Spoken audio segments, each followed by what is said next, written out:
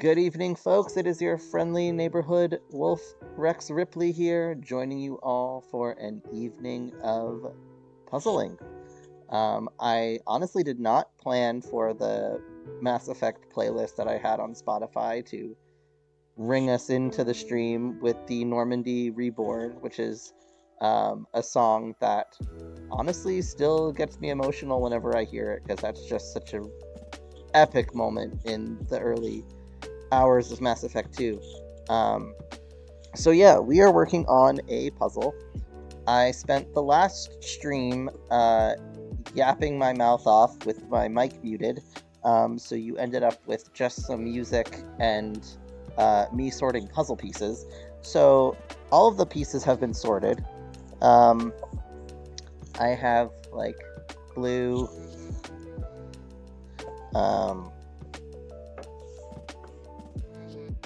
red, lots of red, all in my handy little puzzle drawer. On either side.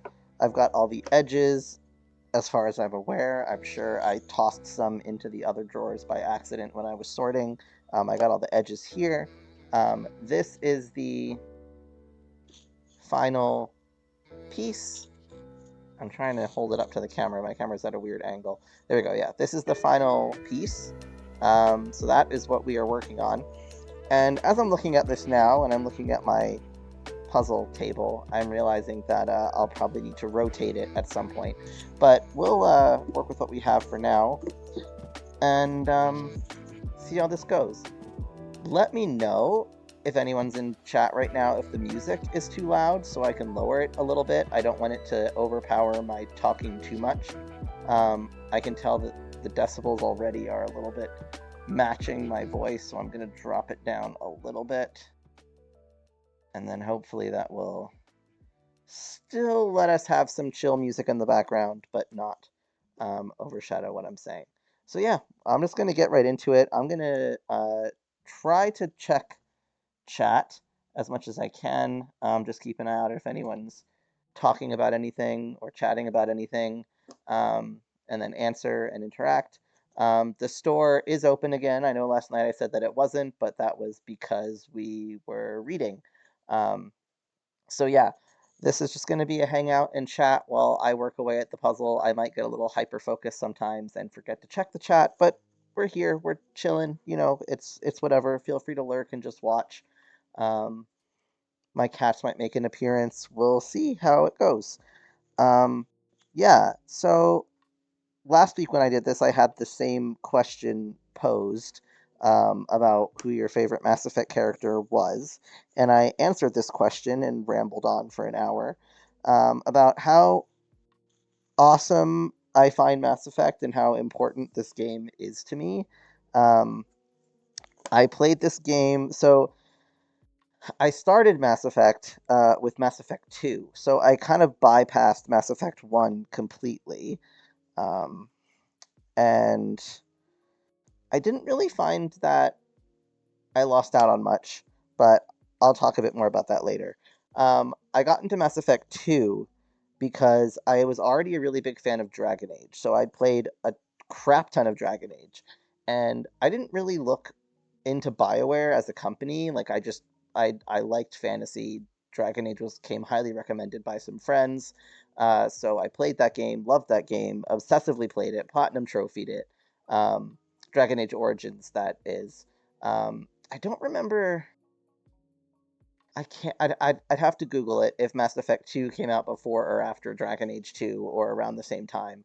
But I'm pretty sure I played Dragon Age 2 first before I played Mass Effect. Anyway, I found out that BioWare game series, or that BioWare made a sci-fi game, which, if you know me, you know that I prefer sci-fi to fantasy by a long shot. So I heard that the company that made one of my favorite games of all time, at that time, which was Dragon Age, made a sci-fi game. I was like, holy shit! I have to play this. Like this is a necessary thing that I need in my life. Um, so, the reason why I started with Mass Effect 2 is because I did not have a very good gaming PC at the time. So, I only had um, a PlayStation. So Mass Effect 2 had just recently been released on PlayStation, or maybe not recently, but like I played it within the first year of it being released. Um, and I played it on PlayStation. And so because I didn't have access to playing it on a PC, I started with Mass Effect 2. But it pulled me in immediately. I was obsessed with it. I played it for days and hours straight. Got very sucked in, lost in that game. Um, and yeah, I absolutely fell in love with it. I fell in love with the characters. So much so that I had to go back and play Mass Effect 1. So as I said, I didn't have a great gaming computer. It was okay. I just not like I'm at heart I am a console gamer. Uh, so if I can play something on console, I will generally um, lean more towards playing it on console. Um, but I loved this game so much that I knew I had to go back and get like the whole story. And I really had no idea what I was getting myself into and how much I would come to love and adore this game. And yeah, I think it was also largely because I kind of played it at a very um,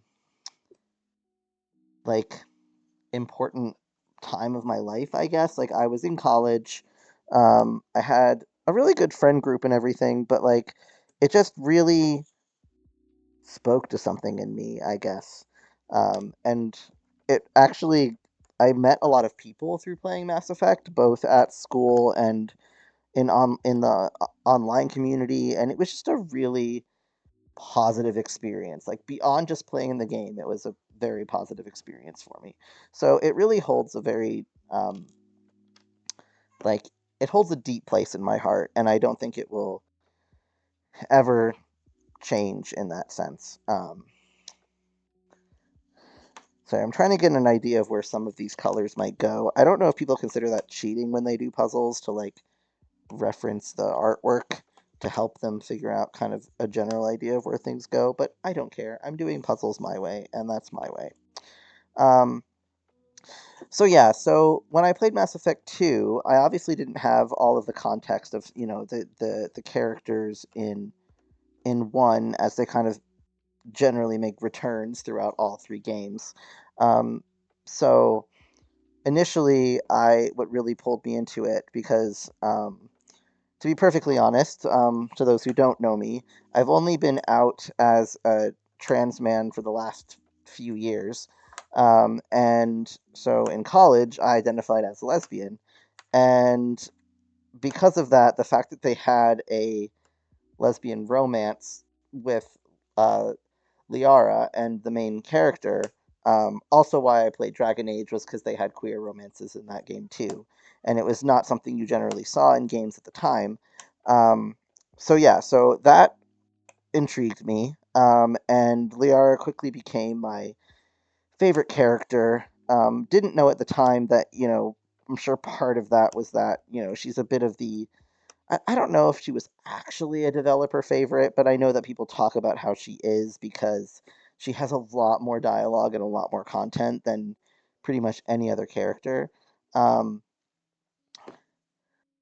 but Liara wasn't an option in Mass Effect 2, right? So was I met her and I was like, and I looked and I knew about it from the previous game, so I was surprised when I met her in Ilium that you weren't able to romance her because I was like, oh well, I saw online that you could romance her, not realizing that it was going back to Mass Effect 1. Anyway, that was another reason why I wanted to go back and play Mass Effect 1. So I ended up, I think, I must have romanced Garrus on my first playthrough because, I mean, if I'm being perfectly honest, there isn't really many characters in the game that I don't like, especially your core companions. Um, I'd find, like, maybe the humans like Jacob, Ashley, and Caden not the most interesting characters, but I don't hate them. I don't dislike them. They all kind of have their place in the game. Um, but yeah, my favorite characters are generally the aliens of the game, from Garrus to Tali to Liara. Liara was my favorite for a very long time. Garrus, a very close second.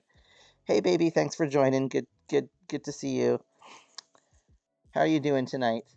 I did remember to unmute today, so I can yap along for this whole hour. Um, so yeah, what what was I saying?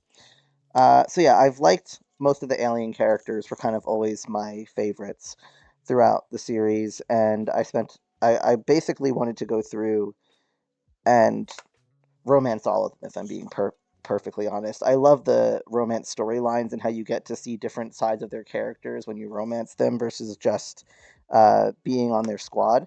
So I think I haven't finished. I've done a lot of playthroughs of the game, but I haven't finished romancing everyone. So I haven't romanced Thane fully, and I haven't romanced. I've done Garrus, I've done Liara, I've started Thane, but never finished that playthrough. Um, who else can you romance? Ashley and Caden and Jacob, and I've actually romanced Miranda. I think her romance is really sweet. I know a lot of people kind of hate Miranda, but um, I like her when you romance her. I don't like her so much when you don't. Um, but I don't know. She kind of grows on you over time. I haven't ever romanced Jack actually. I think uh, for being a woman, Jack is one of the hottest women in a video game. I will fight anyone about that. And I was so disappointed that you couldn't romance her as female shepherd. I really wish that you could. I also wish you could romance Tally as female shepherd. Honestly, just because I would enjoy that. And I've heard rumors that there's actually recorded dialogue of Tally's VA as if you had romanced female shepherd. Um, so I guess it just got cut from the game at some point. I don't know, but I would definitely be down for that. So yeah, that's kind of I don't know my very long-winded answer of my favorite characters. All of them is kind of a cop out, but uh, yeah, I definitely enjoy each character for their own thing. I think my favorite romance arc through the whole game. Um, I mean, I'll say again, besides Liara, just because she has so much content, and if you do romance her through 1, 2, and 3, I love what the Shadow Broker DLC does for your romance in Mass Effect 2. I think that's really great. And I also love that whole DLC. It's one of my favorites. It's got some really awesome banter and stuff in it too. Um, but I think my favorite romance arc, really from beginning to end, is Tally, just because of the story with the Geth. And there's not really any other character that gets to, I don't know, have quite such an impactful moment as Tally, in that, her entire race never gets to see, like, spends their whole lives never thinking that they'll get to go back to their home planet. And then, whether you're playing the game as her squad mate and friend or as her partner, the fact that you get to play a part in bringing her home, and then she kind of sees you as being her home just as much as her home planet, like um that's just a really emotional moment, and a really, like, it's not something that I think any other romance option really gives you. um so I think she has a very unique ending in that sense. I am getting very distracted talking and barely working on the puzzle, so I am going to focus for a little bit and shut my mouth. And when I put a few pieces in place, I'll come back and chat a bit more. But for now, chill, listen to the music. Um, I'll check on chat every so often. But I'm going to focus for a little bit so I can actually get some of this done.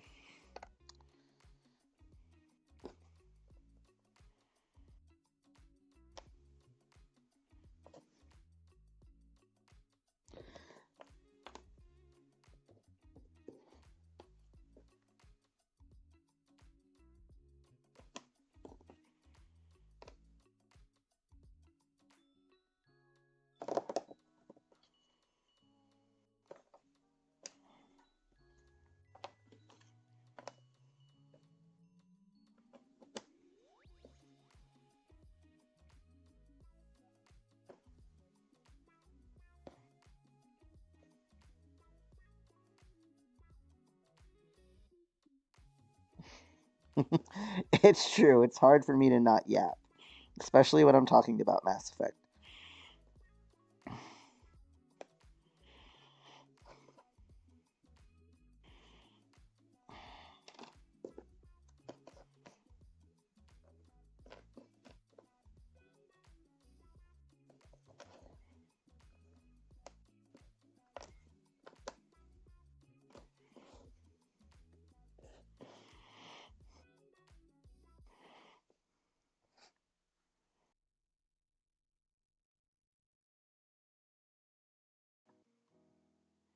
On an unrelated note to the game, this is one of the best quality puzzles I think I've ever put together. Like, these are really solid pieces that aren't flimsy and that put that push together so nicely.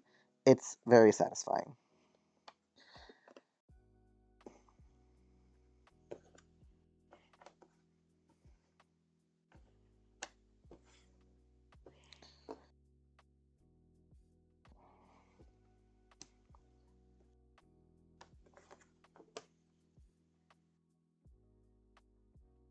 You can't hear anything? It's pretty quiet.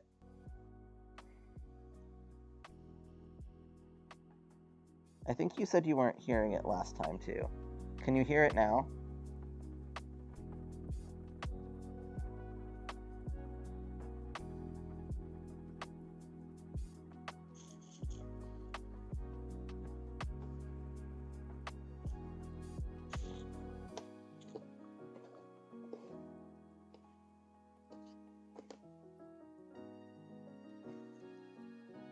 Yeah, I think it was just turned down too quiet.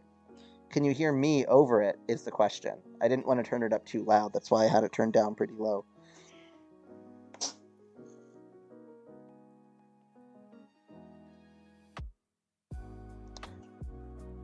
Sir, do not step on my keyboard.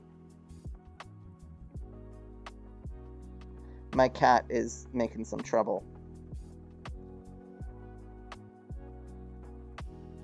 Thank you.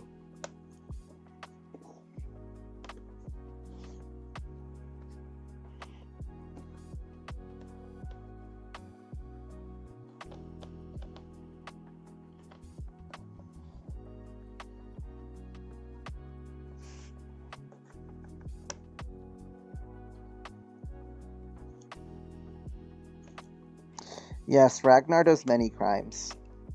He is the crime master.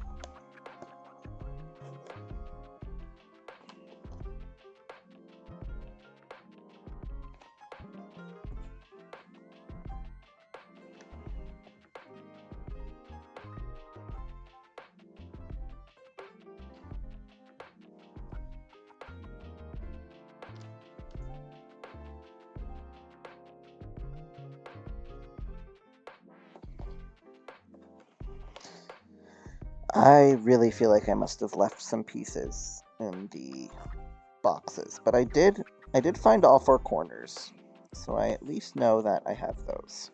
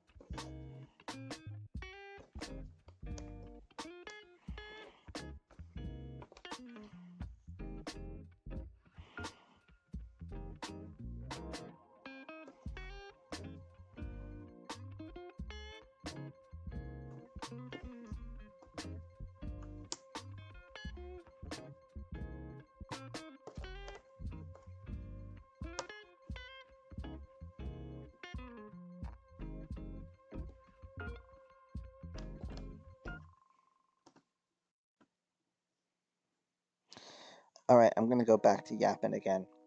Um, so yeah, what I was saying about how there aren't really that many bad characters. I think one thing that stands out to me with Mass Effect compared to Dragon Age, outside of being a sci-fi game, which automatically wins points in my book um, over fantasy games, is I like that.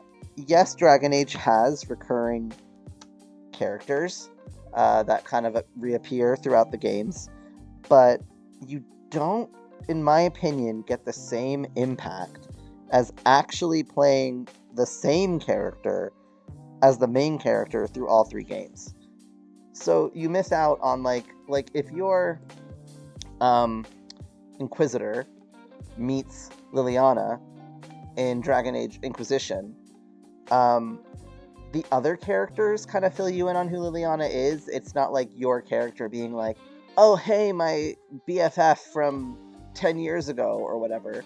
So you lose out on that camaraderie, that family feeling that I think Mass Effect creates by having you play Shepard through all three games.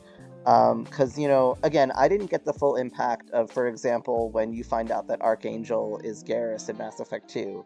Because, as I said, I played Mass Effect 2 first. So to me, Garrus was just another character. So when he was awesome, but he was just like, it didn't have that impact of like, hey, we knew him and did all these things with him in Mass Effect 1. He was just a guy that I was meeting for the first time. So,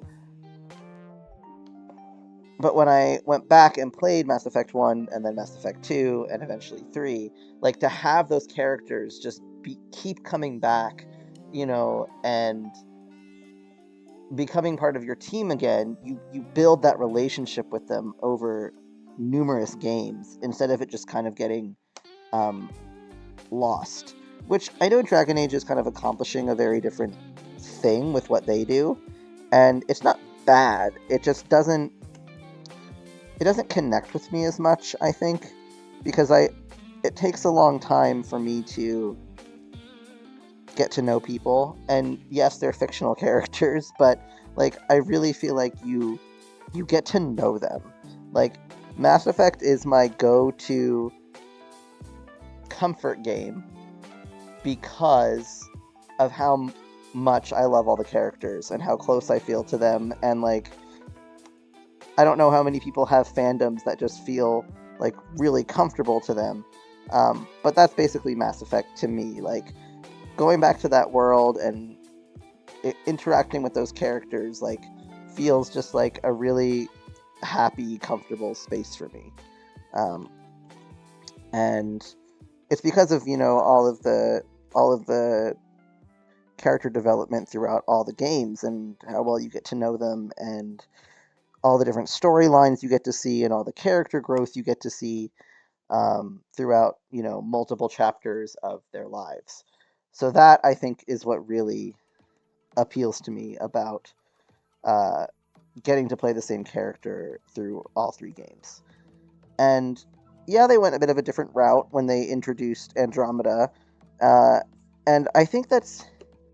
Don't get me wrong, actually. I really like Andromeda. I know that's kind of a controversial standpoint for a lot of Mass Effect fans, but I enjoyed it. I was just happy to get back into the world of Mass Effect, and I didn't really mind that it was so different than the rest.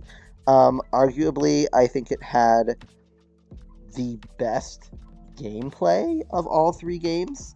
All four games, I guess. The RPG, they really nailed the combo RPG shooter bit, and made it very engaging and very fun to play. And it just felt very smooth, and it felt very much like this is how the other games could have been in terms of how I don't know, the skills were fun, things meshed well. Like there's some great stuff in Mass Effect 1, 2, and 3. I love playing Infiltrator. I love playing Vanguard. But I don't know. All of the stuff came together really nicely in the Andromeda game, and I was very happy with that. I think again it fell victim to the fact that they were putting you into the world of Mass Effect, and there was some familiarity, but then you didn't have the characters you came to know and love. And I think if I had played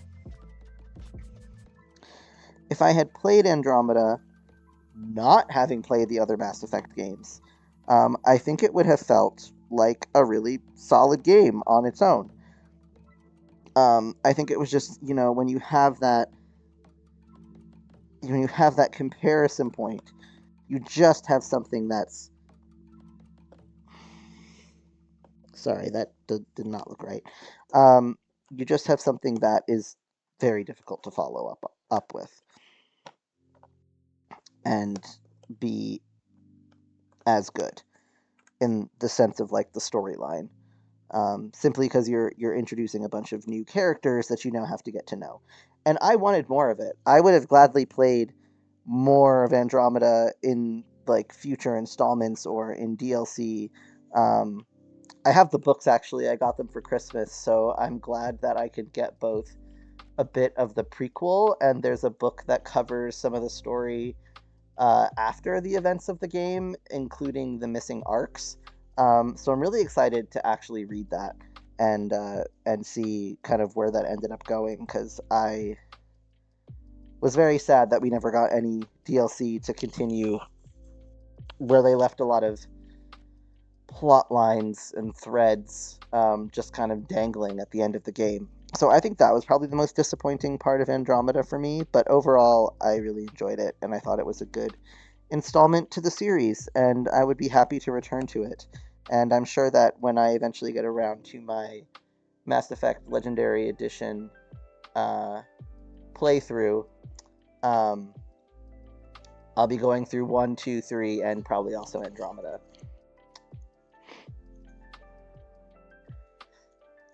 Yeah, Inquisition and Veilguard have both felt quite different from both Dragon Age Origins and Dragon Age 2. Like, Inquisition took a very different turn, and Veilguard also took an even different turn from Inquisition. Again, I'm still liking it as a game in itself, and the combat and everything is really fun, and I think, like, BioWare as a team is getting better at making, like, really good gameplay that's fun and interesting. But they just kind of keep missing the mark a bit on I don't know, bringing the stories together and pulling you in. Like my biggest in my last Dragon Age stream, I was talking about how in Veilguard I felt like the missions am doing are very like separate from the story. Like I don't feel like they tie in. Like everything when I play like Baldur's Gate, for example, every quest that's a very expansive and big game, and there's a lot going on, and there's a lot of side quests, and there's a lot of different characters, and so many things are going on. But everything feels very tied together. Like you have this string of, we have this tadpole in our heads and we have to get it out. And in Veilguard, you have these two elven gods running amok, but half the missions you're doing don't seem to be leading you towards those two gods. So it feels a bit disjointed. Like what I'm doing is kind of like not wasting time, but it's just kind of like, why am I running around like doing little odds and ends when I should probably be stopping these evil guys from taking over the world? But it's not detracting from the fun of the game. It just feels a bit eh. But again, I'm not too far into it. Arguably, I think Dragon Age Veilguard's about 30 hours if you rush through it, and 60 to 80 hours if you take your time. And I'm trying to take my time. I'm doing like side missions, and I'm trying to like get to know the companions and everything like that. And again, it still feels like a BioWare game. It still feels like you have those emotional moments and those connections to the characters. Like in my last stream, that moment with Balara where she's not really saying that she has like ADHD, but it kind of sounds like it, and she's kind of like bullied for it sometimes. And then she had her story about her brother. I'm not going into too many details, but I don't know, that was a really touching moment. I really felt like I could relate to her a lot in some ways when I had that conversation with her, and that's, I think, where BioWare really shines in their games and in their characters. Even if sometimes they have trouble tying things together, they try to put just like a lot into something, and again, without the threads of these are characters that you've known and cared about for X amount of time. Like, I think Mass Effect kind of is a rare game that does that. It just doesn't have the same impact. You get to see Garrus grow into like a Turian commander, and saving his planet, and then, like I said, you get to see Tali return to her home planet. Like, you get to see Liara come into her own as the Shadow Broker and really like learn a lot and grow up. And you get to see Thane's emotional moment with his son, and like Miranda reuniting with her sister. Like, there's just so many of these things that happen. And then Miranda getting the revenge on her dad in Mass Effect 3. Like, there's really epic moments. And I think the other thing, Mass Effect 3 is a game that had a lot of controversy around it too, and a lot of drama because of how that game ended. I personally was not one of the people that I'd say was angry at the ending of Mass Effect 3. I did finish the game and then immediately felt like I had to go to the forums to be like, what the fuck? Because I was basically bawling for like the last hour of that game. I got Mass Effect 3 and I don't think I really slept. I think I basically like played Mass Effect 3 from start to finish in like 2 days with like very little sleep. And that's like a near 100% completion. Like, I did everything you could do in that game. And so when I came out of it, I think it was like 6 a.m. when I finished the game after staying up all night and barely sleeping.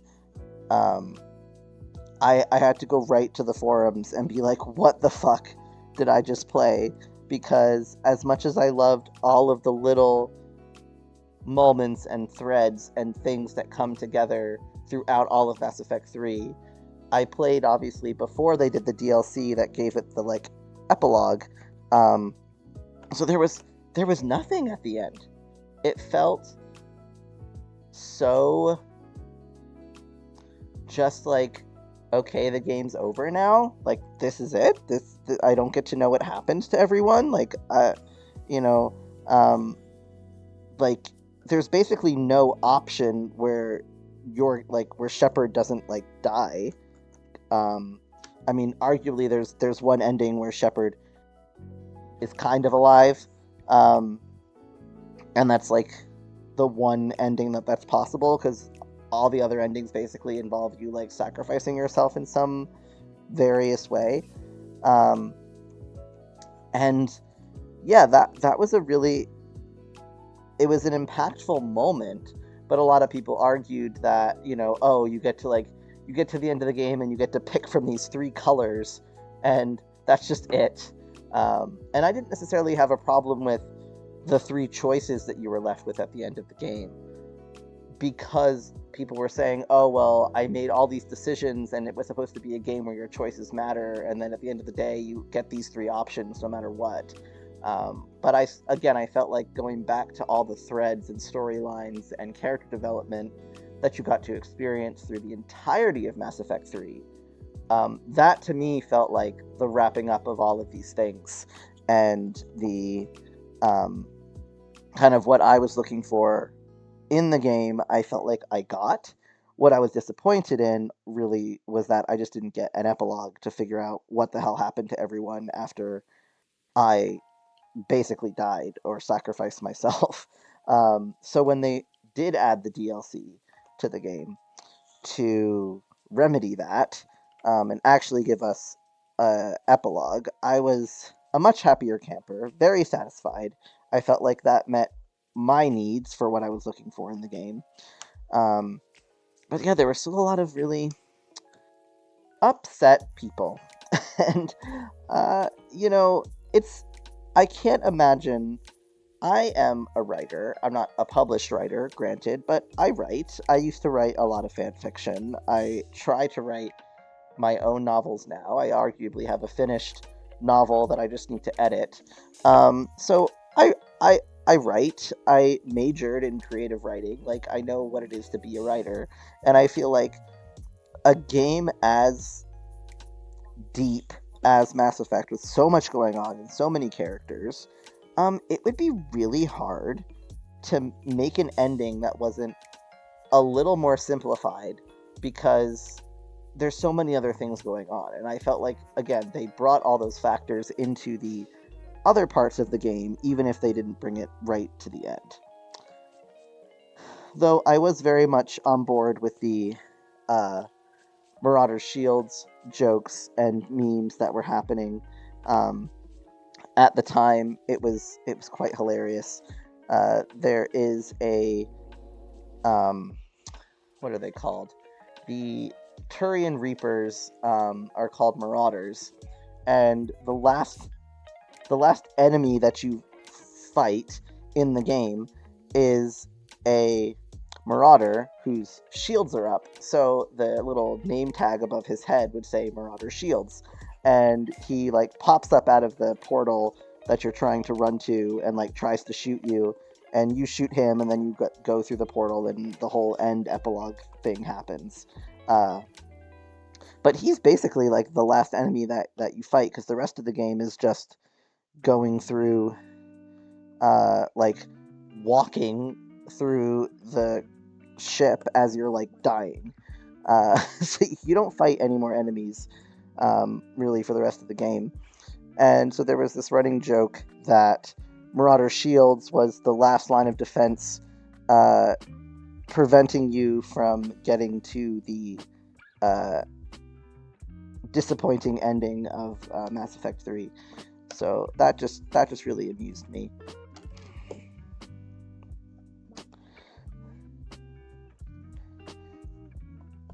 But yeah, I was satisfied after the DLC came out, and I got to kind of find out a little bit about what happened to everyone, and where we've left it now. I am looking forward to see what they do with the next Mass Effect and whatever that may bring to us. It looks like they're doing something more with the Geth, which should be very interesting. I really loved the whole development with Legion, and I pretty much, unless I'm going like full renegade, I almost always side with Legion unfortunately sacrificing himself, so that the Geth can join with the Quarians and help them rebuild their planet together. I really loved Legion as a character. He's also one of my favorites. Again, like I said, there's not really characters that I don't like, except for, I think, one... there's probably more than one universally hated character. I don't know a lot of people that like Udina. He can fuck off somewhere. The other character, however, that I would let Udina live if this other character I never got to meet, and that would be Kai Lang. He just is the worst, and I definitely would think that of any character in the game, he is very easily, universally disliked. I don't think I have ever not taken, no matter whether I'm playing Paragon or Renegade, I have never not taken the Renegade interrupt in his boss battle, if you want to call it that, to stab him when he approaches you at the computer, because he just needs to die, and I hate him. And he's just a very not well written character. He's quite boring as a villain. I really felt like they could have done more with the elusive man on his own, um, instead of focusing on this weird new guy that, like, why the fuck do you even care about him? He just randomly appears and has a vendetta against you because Cerberus created him and sent him against you. I don't know. He just was a very silly character to me, and didn't feel like he fit in the world very, very well or very cleanly.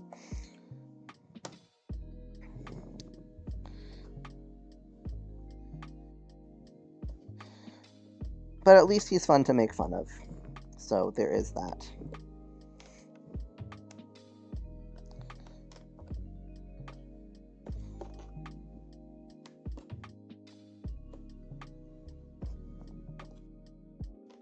Hmm.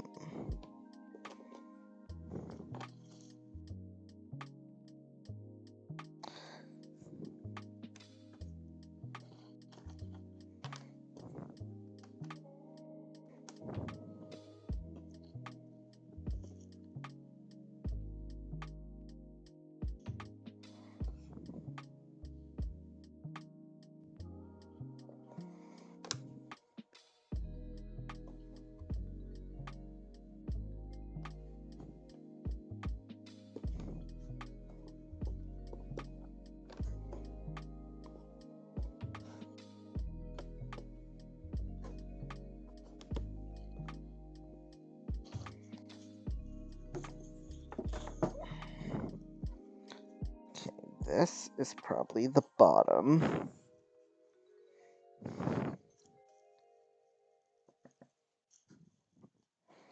This would also be near the bottom.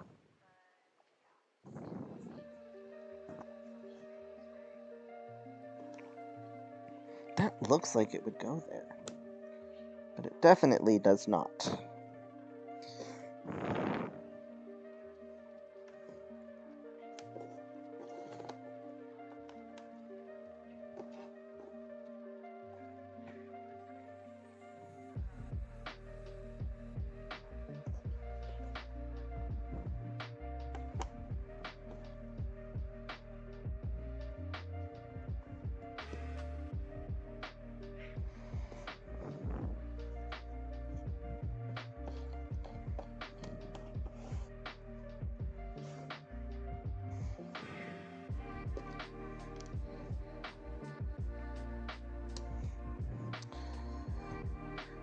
But yeah, I think by this point I've played at least 8 full Mass Effect 1 to 3 playthroughs.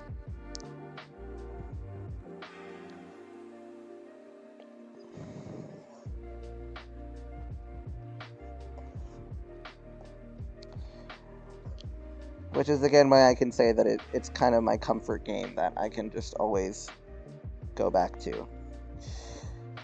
I don't feel like it takes, like, I don't need to think much when I play the game, unless I'm playing on Insanity mode, because that's actually quite challenging at times. But mostly it just feels like everything in that game comes so naturally to me.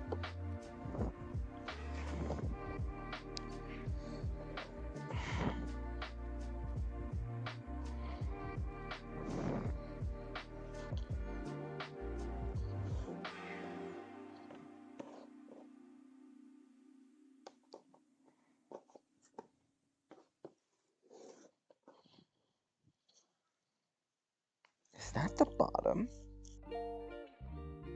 It could be. But then I would think it would connect to that, so I actually might be the top. But that doesn't look quite right either, so I don't know. Where's the other corner piece? Corner.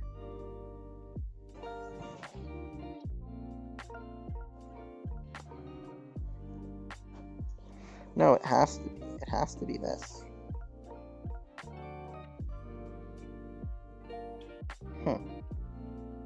I don't know. That's definitely right.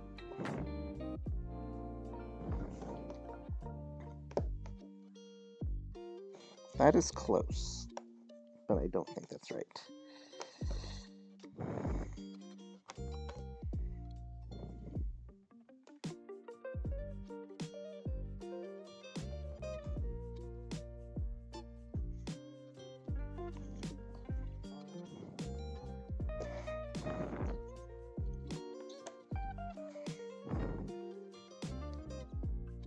This is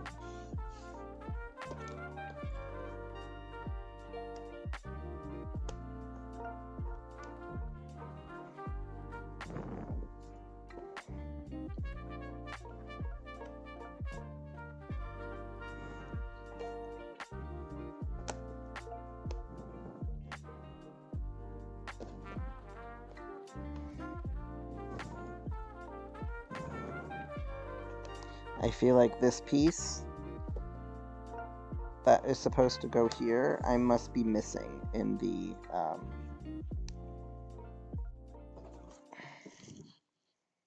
there's no white on top. Is this? Ah. See, I didn't even know.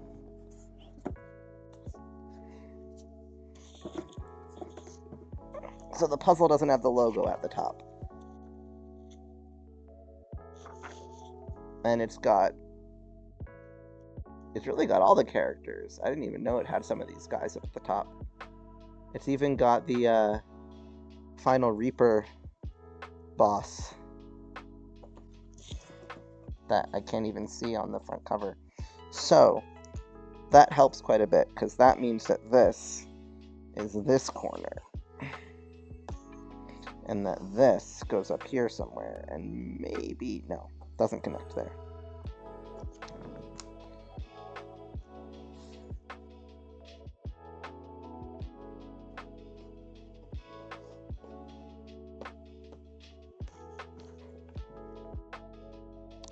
That looks right.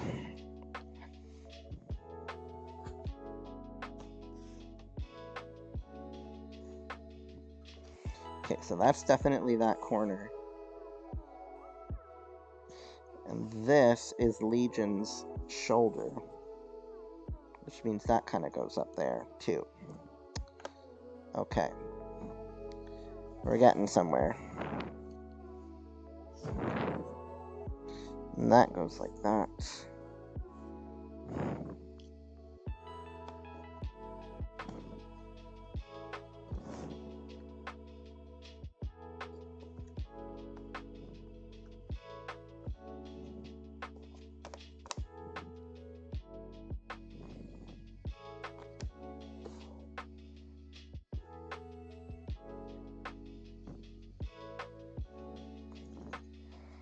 Could be this.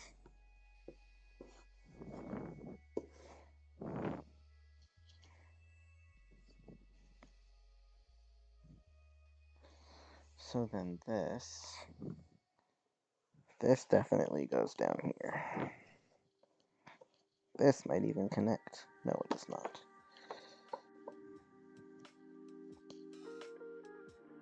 And then this is up here.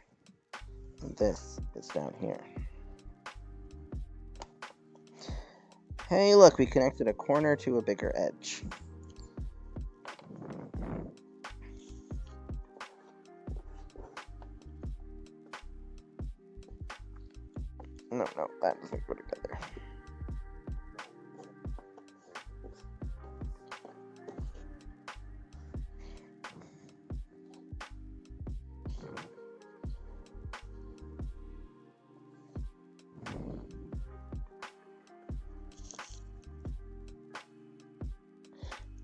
It is. It's trying to trick me.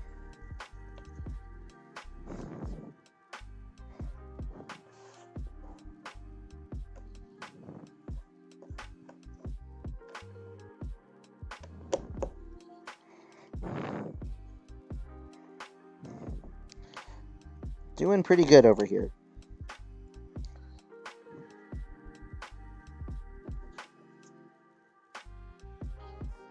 This might be what I'm looking for. Up top.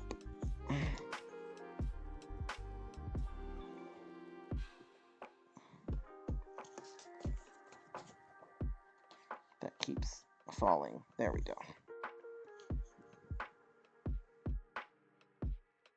Oh no, that doesn't connect. I'm trying to connect something that... Okay, and this...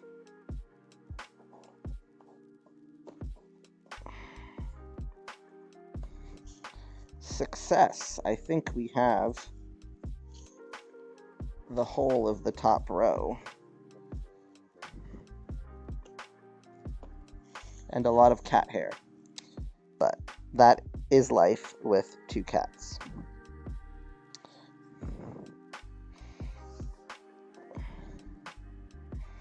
As nicely as these pieces fit together, because they're like kind of loose, so that they just kind of like fall into place, it also means that they're a little bit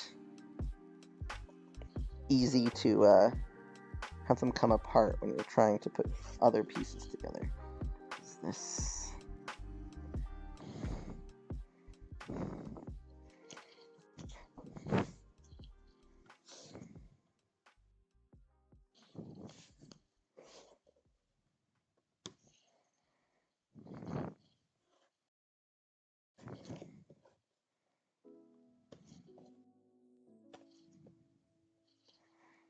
I think that's right.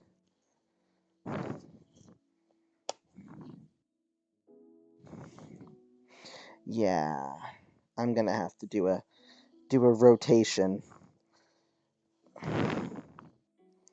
which I'm not gonna do on camera, but this piece connects to this piece. So I'm definitely gonna have to, but I think the whole puzzle, well, I guess I can just do this. And then just do it sideways. And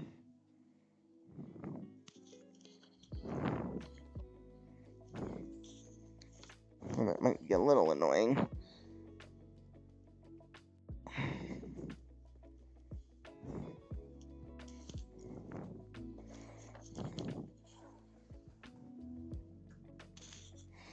Now that's the corner there, so I feel like that's about there.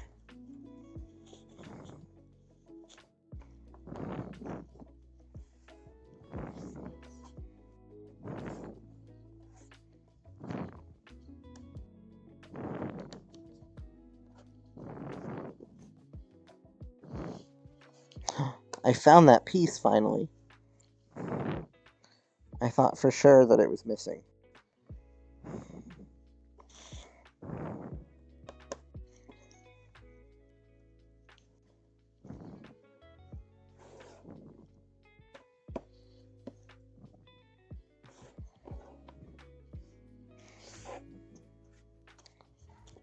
This must... Is that the... Okay.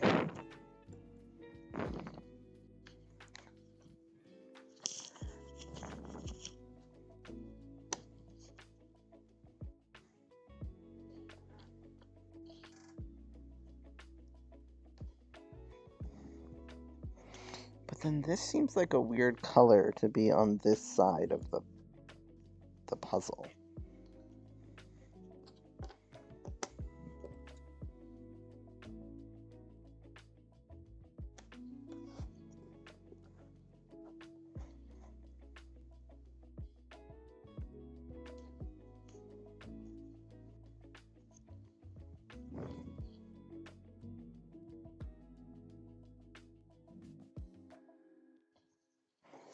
Like, It must go there, but then I'm missing pieces.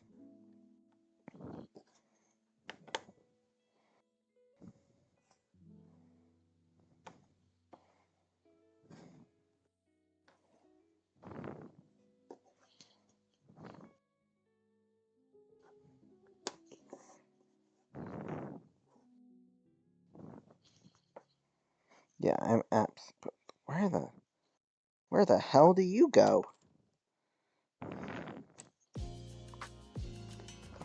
That goes there. Okay, okay, okay.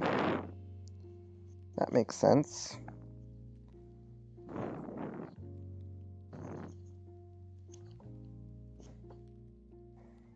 Doesn't make a lot of sense, because now I'm stuck with this piece.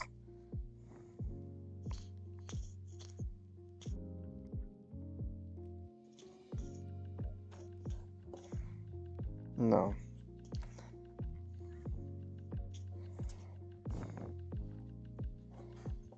That definitely goes there.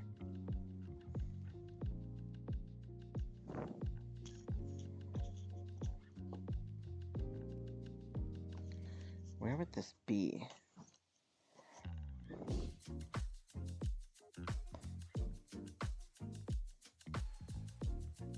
So yeah, there's some purple down here. And some rocks. This is the tail end of Omega, as far as I can tell. So then what, are we missing like 3 pieces? I feel like this is how it's supposed to be. But it's exactly 10 o'clock, and I think we got most of the edges done. We got pretty, except for these missing pieces that I'm sure in these drawers. I think that's pretty good progress for tonight. So yeah, I think we're going to call it a night. Thanks for joining and chatting, and I'm glad I wasn't on mute this time. And I will be playing Romancylvania again tomorrow from 5 to 8 p.m.-ish. And then I actually wasn't supposed to have a stream on Friday, but now I might. We'll see if things happen or don't happen. I'll let you know. Keep an eye out on Blue Sky, Instagram, and Discord. But for now, have a good night, everyone. Wave to both the cameras. Oh.